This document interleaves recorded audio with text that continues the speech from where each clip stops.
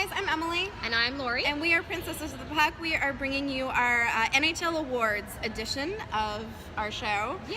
Yay, Drew! Woo! Yay, Kofi! As Kings fans, we were very excited about the results. First time Selke Trophy winner, I think, in the entire LA Kings history. That's correct. And that was a well-deserved award, in my opinion. It was, yes. I did not predict it. It's not that I didn't want him to win. Sure. I just didn't think other people saw quite what I saw. Yeah. Thrilled to be wrong. Yes. So in a breakdown of the awards, if you guys read our predictions piece, out of the 12 awards we predicted, Emily was right 8 times. I was right 9 times. So That's okay. I won't brag too much, but I think that's pretty good considering for both of us, right? I think last year we predicted like 6 or 7 of them, and I think I got the Calder Trophy right, and that was it. Everything else I was super off. Yeah. So I'll take 8 out of 12. Yeah, and pretty good. You know, I think I was more than pleased to be wrong about the Norris. I truly thought there's no way the media will ever give this to Drew, deserving as he is. Sure. I changed my mind at the last minute, really. I was going to say Drew, and then I thought, you know what, Sutter's probably right. They're just going to give it to the most offensive defenseman, and that's Carlson. And in series past, that's exactly what it's gone towards. Right, but happy to be wrong. Happy for you to be right on that one. Yes. I think I said, this has got to be Drew's year, and not just because it's his time, but he played really, really well this season. And I know last year we had a lot of issues with our defense, and so Drew was kind of carrying the team on his back, and I think that hurt him defensively. He's amazing, but he can't do everything. Absolutely. And this year I think we had a more fair distribution of minutes. He obviously still, I think he was 3rd in the league for a number of minutes. Yeah, so he still had over 28, so. But that's Drew. He's always going to play that, and I think he handled them better this season. Yeah, I think absolutely. he did really well. His points weren't too bad. No, not at all. They were the best in, I don't know if it was his career, but best in the last couple of seasons for sure. Yep. And I don't know, I just, when I was listening in on all this debate about the Carlson Doughty thing, I just kept thinking, okay, there's no doubt Erik Karlsson is great. Of course, for sure. And he's amazing offensively, but I just think if you take into consideration the definition of the award, all around, right? Those words, all around. All around defenseman. Right. I think that's, out of the 3, that was true.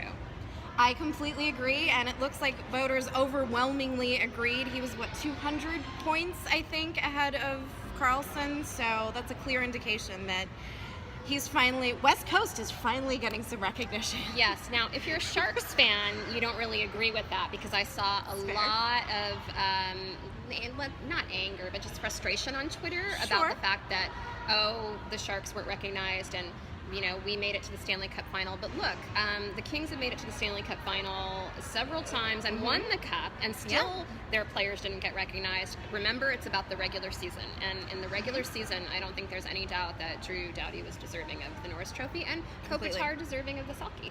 Yeah, and I think that speaks a lot to the LA Kings system. We are primarily a defensive-based system, always have been, at least since Lombardi's come in. And so to get the best defenseman and then the best defensive forward, that makes sense for our team, I think. Absolutely. And in the regular season, the Sharks they didn't squeak in, but our regular season effort was perhaps better than our postseason effort. Yes, I think it was a very interesting season, as we've talked about before, where you had the division winners exiting the playoffs well before the Stanley Cup final. The Blackhawks, the Ducks, the Kings. What was the Stars? The Stars. The Ducks. Yeah. Right, as division winners. The Capitals, of course, with the President's Trophy. Yep. And the Panthers. And I don't think any of them did past second round. Dallas got out in the second round, so yeah. Which is why I find the Coaches Award interesting, because they vote for that one after the second round of the playoffs. I believe it's the only one that they vote for, not at the end of the regular season. Which is the only reason I picked someone who wasn't the Capitals. Oh, you're talking about the GM Award. The GM Award. Yeah, the GM Award. Yeah, I picked Jim Rutherford as well. Yep. And I think that all of us, after seeing what the Penguins were able to do postseason, would have unanimously picked him. I don't think there's any question. But without that award being delayed, it would be interesting to see if that would have had an effect on the voting. Yeah, his season, the Penguins at least reminded me a lot of what the Kings did in 2012. They got a new coach come in, and they got was it the Hagelin trade that reminded me a lot of the Jeff Carter trade. So it makes sense that they did what we did. Yeah, So absolutely. congratulations, Pittsburgh. I was in the building. It was really exciting. Oh, yes. That cup is so beautiful, guys. It's so beautiful. It'd be more beautiful if it was in LA, but it's okay. It's okay.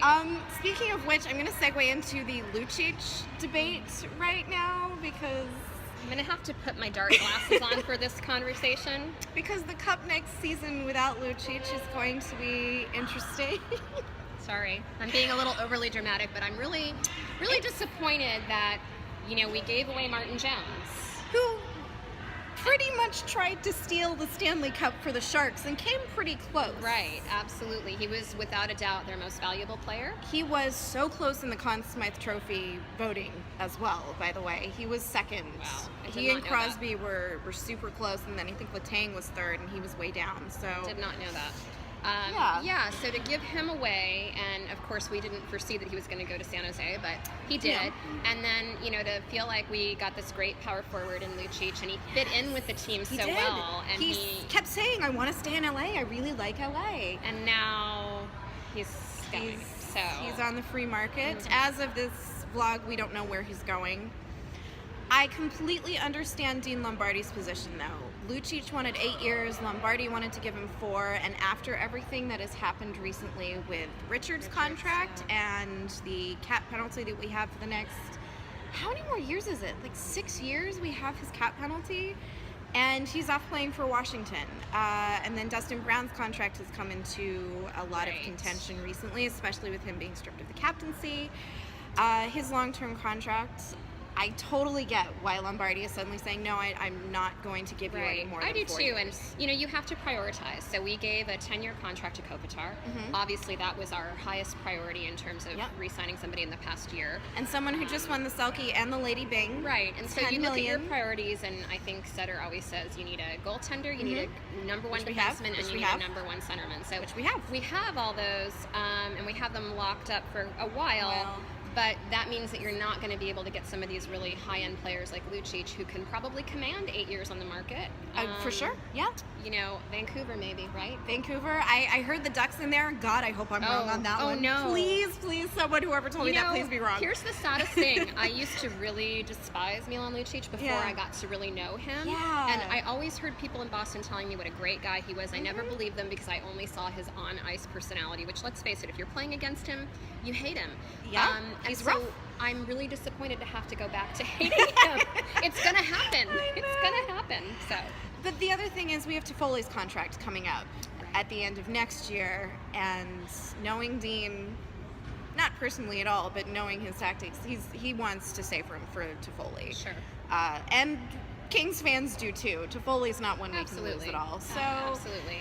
So it's going to be interesting. I heard rumors Dwight King may be on the chopping block. Trevor Lewis we may not get back. Here's the thing. I've heard so many rumors in the last couple days, naturally, because as soon as you say, this guy's going to the free market, you have all the rumors about what's going to happen to the rest of the team. But I just say, let's take a deep breath. Right. Let's wait and see what happens. We've got the draft coming up this weekend. Yes, very exciting. So we'll see what happens there. And, I think Trevor Lewis, I've had my issues with Trevor Lewis, but Trevor Lewis is a utility player, and he's done a lot of great things for this team. He's not the highest scoring guy, but I think Sutter has a lot of trust in him. He's always talking about how he's so reliable on the penalty kill, and he just gets in there and he does what he needs to do. So I kind of would like to see him re-signed. I would too. He's always the unsung hero when they do the awards at the end of the year. The players always vote on Trevor Lewis as being the guy that you really want to see in the room. I'd like to see him back. Maybe with Lucic's contract out of play, maybe we can afford a little more with Lewis. Maybe. It could be interesting. I don't see him winning any NHL awards anytime soon. No, but, that's not going to happen. But you can't have everyone be, the Drew Daddies or the Kopitars or the Patrick Kanes. That's right. I know, as much as we hate to say it, he deserved the awards he received. He got the Hart and the Ted Lindsay. Right. So the players themselves choose the Ted Lindsay. Yes, they do.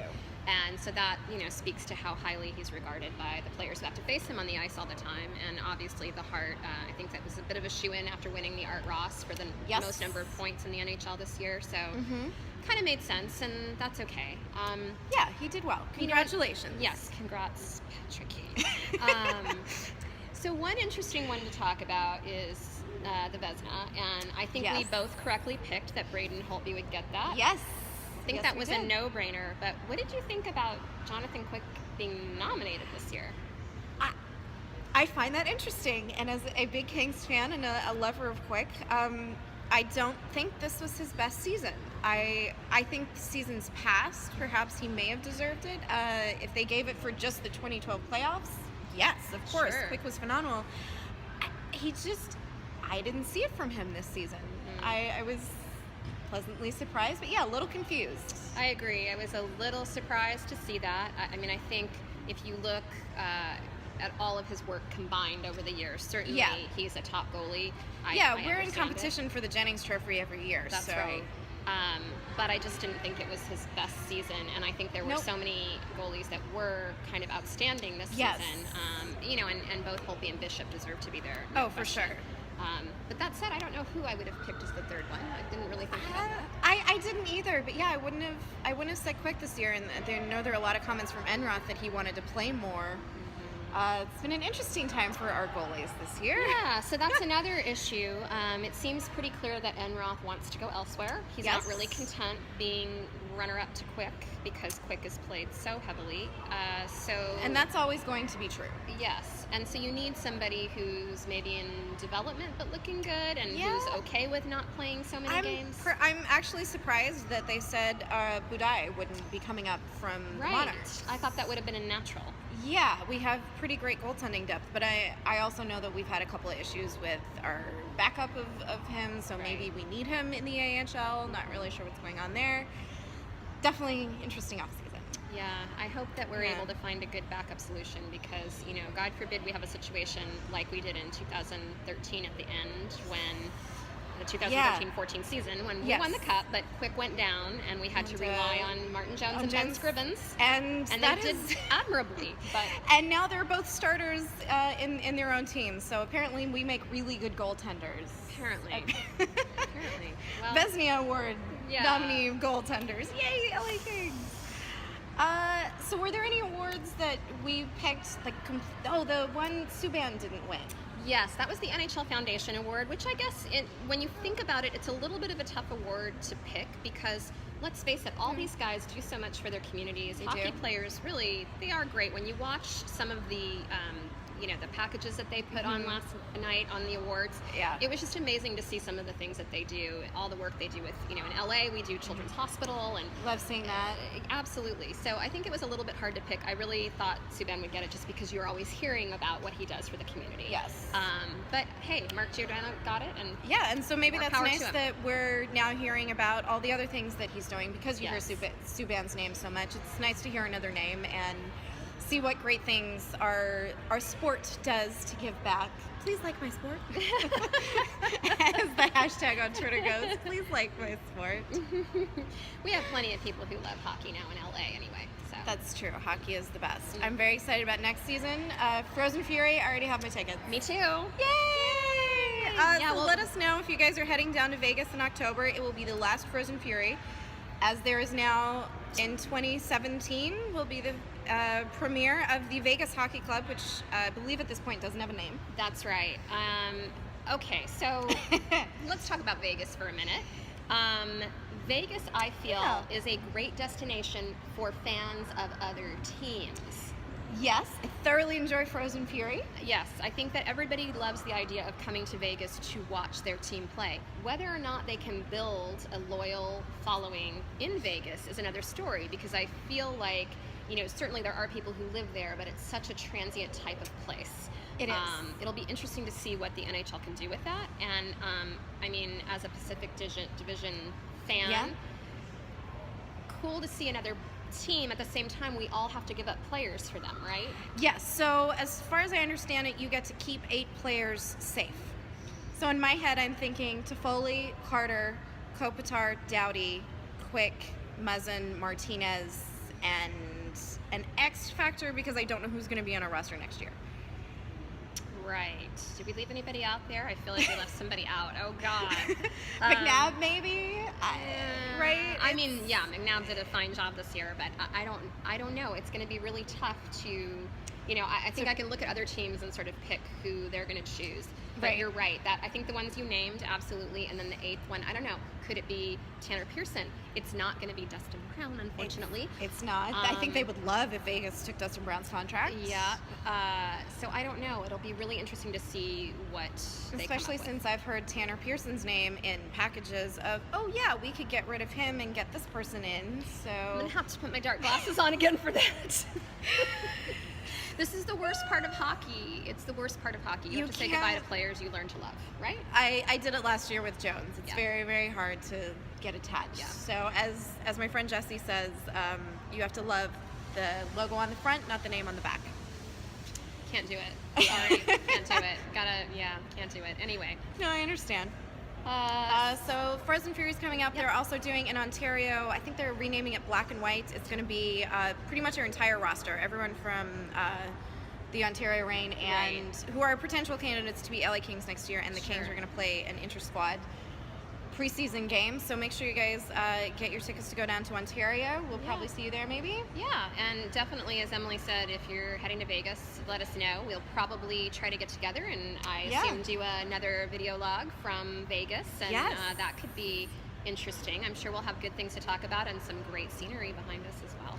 Definitely. So until then, guys, enjoy your summer as hockey-free as it is. I'm going to have to put my dark glasses on now because Back to the dark glasses, guys. there's no hockey for 3 months. World Cup in September. Okay, yeah. So So until World then. Cup. And until then, guys, enjoy.